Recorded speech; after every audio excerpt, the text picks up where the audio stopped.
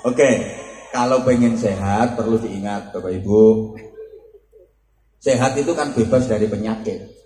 Nah, orang sakit itu karena pola makan, pola hidup, pola pikir, dan kakean pola. Yang paling banyak itu yang terakhir. Jadi ada yang karena pola makan, pola pikir, pola hidup, yang paling banyak kakean pola.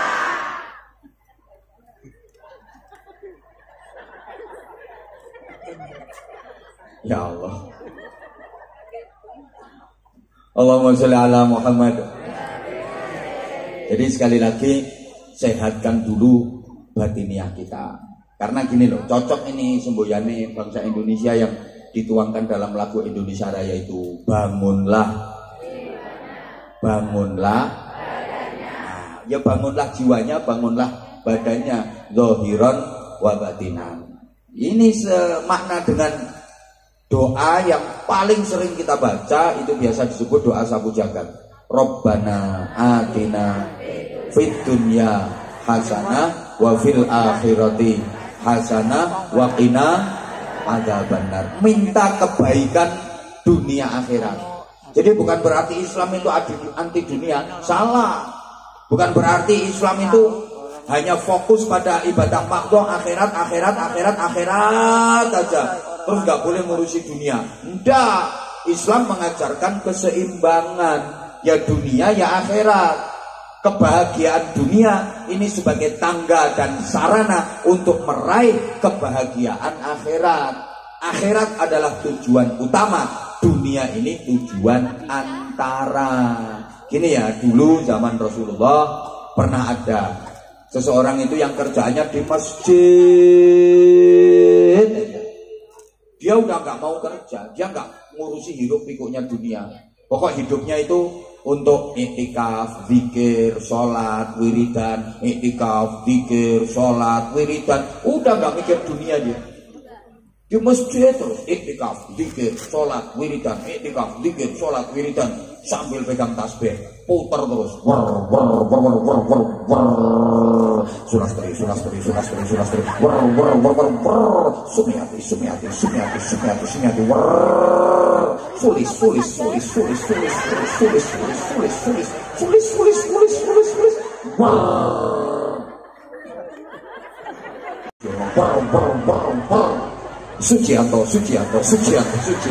Sucianto. Ora enek wiridan kok ahong. Opo ahong.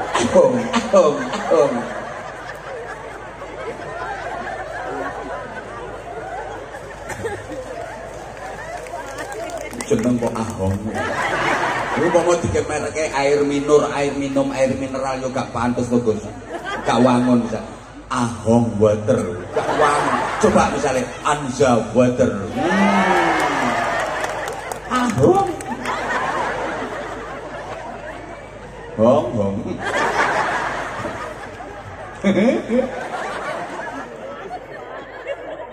Ini ada orang itu kerjanya di masjid. Dia udah nggak ngurusi dunia, nggak mikir duit, nggak mikir apa-apa. Sampai viral di kalangan masyarakat waktu itu bahwa dia adalah ahli surga. Itu ada orang yang top, hebat, ahli surga. Udah nggak terpengaruh dengan hiruk pikuknya dunia. Dia hanya fokus akhirat dan akhirat. Semua orang anggap dia ahli surga. Sampai berita itu kepada Rasulullah. Ketika sahabat-sahabat berkumpul, Nabi mendengar pembicaraan di kalangan sahabat tentang orang itu. Ada orang yang ahli ibadah, hidupnya hanya untuk akhirat, top, hebat, luar biasa. Itu orang ahli surga. Rasulullah langsung menyapa, kalian kok nganggap dan mengatakan dia ahli surga? Ya Rasulullah, karena dia sudah tidak terpengaruh dengan hiruk pikuknya dunia. Terus Nabi nanya, dia punya keluarga enggak? Punya. Dia punya istri, dia punya anak. Terus dia kerja apa? Enggak kerja. Terus makannya gimana? Ya nunggu dikasih orang. Kalau ada yang ngasih, makan. Kalau enggak ada yang ngasih, ya enggak makan. Nabi langsung berdiri, wajahnya memerah, tanda kalau beliau enggak setuju. Wallahi antum khairun minhu. Demi Allah, kalian jauh lebih baik daripada dia. Kalian yang mau bekerja keras untuk menafkahi keluarga, tapi kalian tidak meninggalkan ibadah, itu jauh lebih baik daripada dia yang hanya akhirat dan akhirat, melupakan dan meninggalkan sama sekali hal-hal dunianya. Laisa bi khiyarikum man taraka dunya lil akhirah wa taraka al akhirata lid dunya walakin man yusibuhuma. Bukanlah sebaik-baik kalian orang yang meninggalkan dunia demi mengejar akhirat. Bukan pula sebaik-baik kalian orang yang meninggalkan akhirat demi mengejar-ngejar dunia. Akan tetapi yang terbaik dari kalian adalah yang mengupayakan dunia dua-duanya.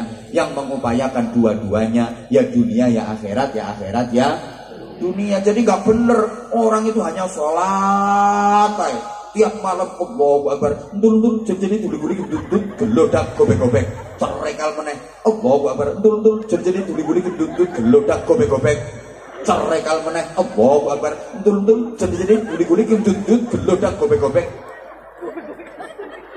Tapi nggak mau kerja. Coba misalnya ada bapak-bapak itu di masjid tiap hari sholat, dikir itikaf, pulang ke rumah, ya diomeli sama istrinya. Nggak usah makan nasi, itu menara masjid itu plon.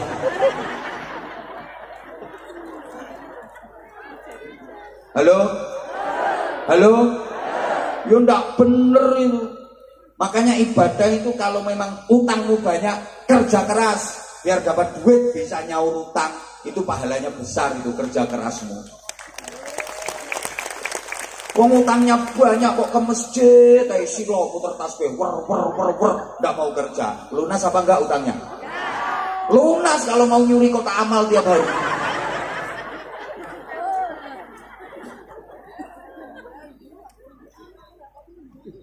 Lo pengen punya anak ya jangan hanya doa saja, ya harus ada usaha. Bapak-bapak pengen istrinya hamil, pengen punya anak, lo tiap malam istrinya difatihai toh. Istri udah juga belah lumah-lumah, nggak diapa-apain. Al-Fatihah. Walau dolin disebul ke wetenge. Besok malam juga gitu. Wah istrinya harus matang-matang, bapak yang deket Al-Fatihah. Walau dolin disebul ke. Bisa hamil apa enggak? Punya anak apa enggak? Ya enggak mungkin lah. Fatihah ya Fatihah Pak, tapi ya sambil dia kereker. Fatihah tok. Lo kalau wilayahnya action ya harus action. Gitu loh. Ada zaman Sayyidina Umar itu, sahabat itu berdoa pengen dapat rezeki. Ya Allah ya Razak, ya Allah ya Razak, ya Allah ya Razak, ya Allah ya Razak, ya Allah ya Razak. Langsung dijendul kepalanya sama Sayyidina Umar. Innas sama la tumtiru zahaban wala fiddah. Langit gak bakal hujan emas, hujan perak, gak bakal hujan duit. Nek bahasa sekarang, di langit gak ada percetakan duit. Andaikan di langit ada percetakan duit, itu yang tanda tangan bukan gubernur BI, tapi malaikat Mikail. Kerja kamu kalau pengen dapat duit, dimarahi sama Sayyidina Umar. Gitu loh. Wirid-wirid, doa-doa, tapi kalau waktunya ikhtiar, usaha gitu. Pengen jadi anggota dewan kok keliling kemana-mana, masyarakat diajak sholawat nariyah. Nggak mungkin jadi kalau urusan itu. Sholawat nariyah jelas kalah dibanding sholawat rupiah. Betul? Munduh.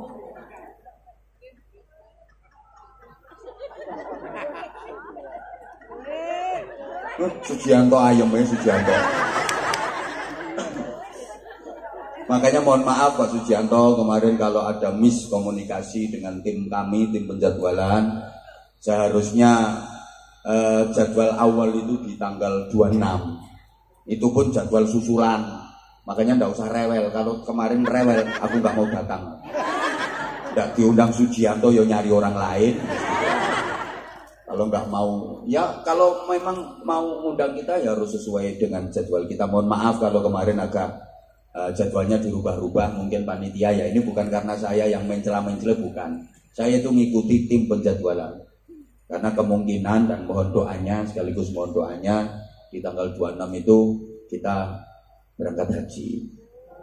Insya Allah mohon doanya sehingga dengan sangat terpaksa kami memberitahukan untuk jadwal dari beliau ini dimajukan. Awalnya itu kalau bisa dibarengkan di tanggal 12 kemarin.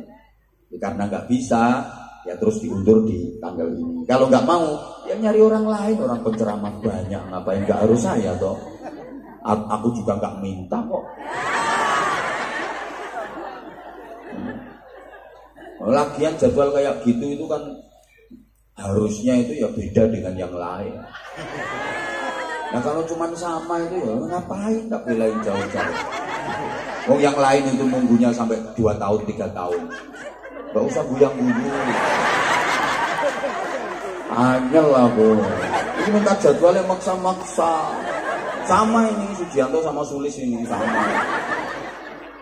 Gayanya kapelan, seragam.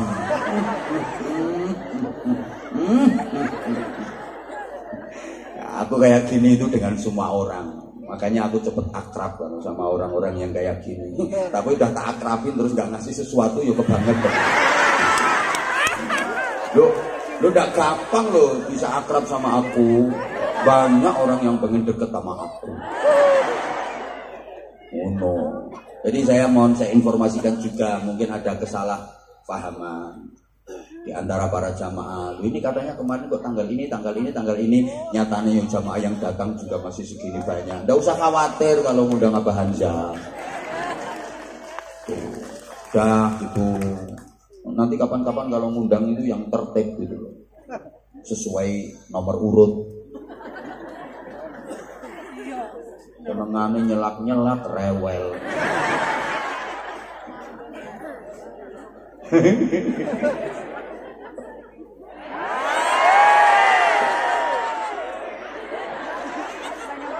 Ayo ikut aku aja.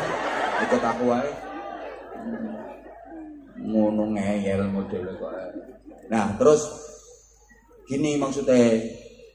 Jadi Islam bukan anti dunia, nggak boleh cari duit kata siapa, enggak. Malah orang Islam itu harus kaya. Duit itu penting apa penting? Oh, penting banget. Tadi aja saudara sama duit aja lebih milih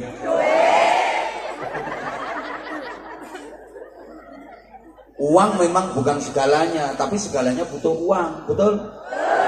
Semangat deh ini urusan duit. Orang Islam itu harus kaya.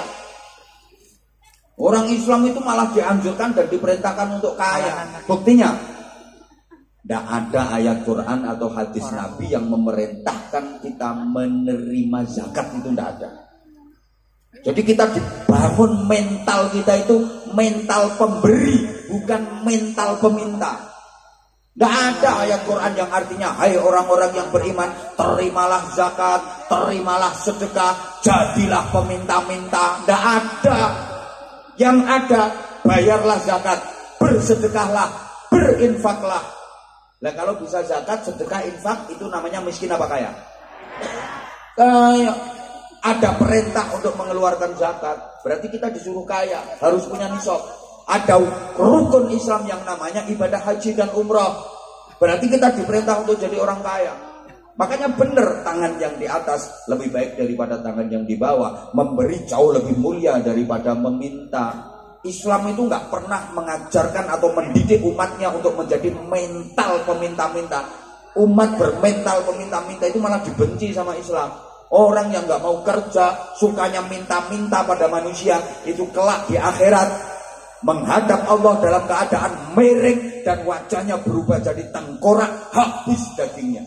Itu yang peminta-minta. Orang Islam harus kaya. Nah kalau orang Islam miskin semua, yang bangun masjid siapa? Yang nyantuni anak-anak yatim siapa? Yang menjalankan ibadah haji siapa? Yang menunaikan umrah siapa? Orang Islam harus kaya, secara ekonomi harus kuat. Al-mu'minul qawiyyu khairun wa ahabbu ilallah minal mu'minid dha'if. Orang mukmin yang kuat jauh lebih baik dan lebih dicintai Allah daripada orang mukmin yang lemah. Ini bukan hanya kuat secara fisik, kuat secara ekonomi. Memang orang kaya sama orang miskin itu beda kok. Baunya aja itu udah gak sama. Jalannya lo gak sama. Wong sugih ini melaku mantep. Wong melarat ki melakunya modelnya degar-degar. Loh, maaf ya, sama-sama ke pasar, sama-sama ke mall. Lihat orang berduit sama nggak berduit, beda gayanya. Kalau orang berduit, sudah syuting, beli, ini. Kalau perlu kasirnya dibeli. Lah kalau orang maaf nggak punya duit, ingu, udah pipis. Lihat baju begitu tahu bandrolnya kaget, innalillahi wa inna ilaihi raji'un. Orang kaya itu ibadahnya variatif. Ada masjid dibangun, kasih. Ada pesantren dibangun, kasih. Ada anak-anak yatim, kasih. Nah, kalau orang miskin paling ibadahnya ya tak dongake. Halo? Bisa difahami enggak ini? Loh, maaf, saya tidak bermaksud merendahkan orang miskin. Enggak, orang tadi udah saya angkat-angkat ke orang miskin. Tapi kita dianjurkan untuk jadi orang kaya harus kuat secara ekonomi. Gitu loh, bukan berarti Islam anti dunia. Salah orang itu kalau cuma sholat kok nggak mau kerja. Bahaya malah. Sholatnya khusyuk. Usun.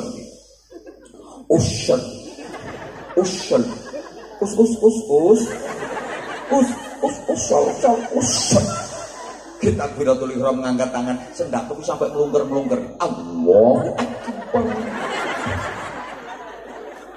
Koyok paling khusyuk sedunia. Allahu Akbar. Tapi turun dari masjid nyuri sandal. Ada nih orangnya duduk pakai baju warna hitam. Dikirim mantep. Hillallah. Rajin ikut tahlilan istighosaan. Hillallah. Tapi punya hutang gak nyaur. Ada apa enggak? Ada. Orangnya pakai jilbab coklat kok. Pokoknya agak gemuk orangnya. Sekarang orangnya duduknya miring biar kelihatan langsing.